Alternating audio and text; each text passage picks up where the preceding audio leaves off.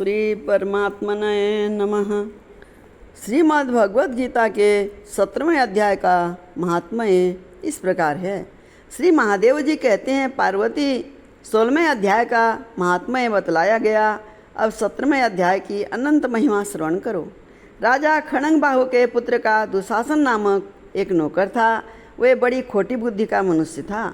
एक बार वह मांडलिक राजकुमारों के साथ बहुत धन की बाजी लगाकर हाथी पर चढ़ा और कुछ ही कदम आगे जाने पर लोगों के मना करने पर भी वह मूढ़ हाथी के प्रति जोर जोर से कठोर शब्द करने लगा।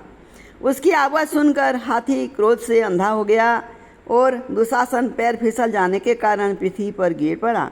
दुशासन को गिरकर कुछ कुछ उच्छ्वास लेते देख काल के समान निरंकुश हाथी ने क्रोध में भरकर उसे ऊपर फेंक दिया।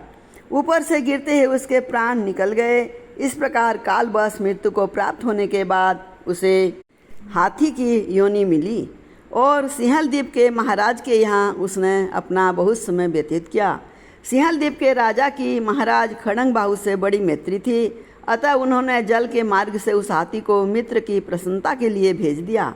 एक दिन राजा ने श्लोक की समस्या पूर्ति से संतुष्ट होकर किसी कवि को पुरस्कार रूप में वह हाथी दे दिया और उन्होंने 100 स्वर्ण मुद्राएं लेकर उसे मालव नरेश के हाथ बेच दिया।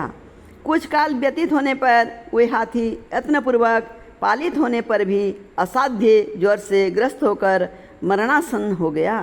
हाथीवानों ने जब उसे ऐसी शोचनीय अवस्था में देखा तो राजा के पास जाकर हाथी के हित के लिए शीघ्र ही सारा हाल कह सुनाया। महाराज, आपका हाथी अस्वस्थ जान पड़ता है, उसका खाना पीना और सोना सब छूट गया है। हमारी समझ में नहीं आता इसका क्या कारण है।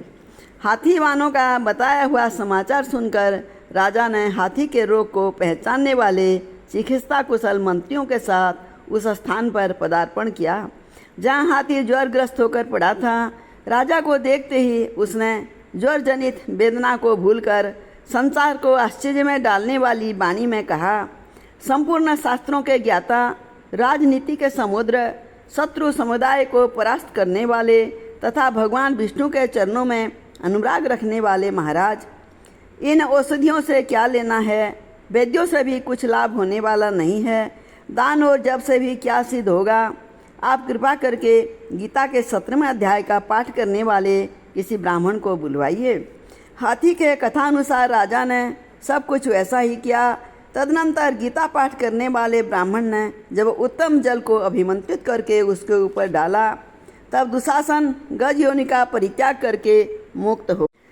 राजा ने दुशासन को दिव्य विमान पर आरूढ़ एवं इंद्र के समान तेजस्वी देखकर पूछा, तुम्हारी पूर्व जन्म में क्या जाति थी, क्या स्वरूप था, कैसे आचरण थे और किस कर्म से तुम यहाँ हाथी होकर आए थे? ये सारी बातें मुझे बताओ। राजा के इस प्रकार पूछने पर संकट से छुटे हुए दुशासन ने विमान पर बैठे ही बैठे स्थिरता के साथ अपना पूर्व जन्म का उपयुक्त समाचार यथावत कह सुनाया।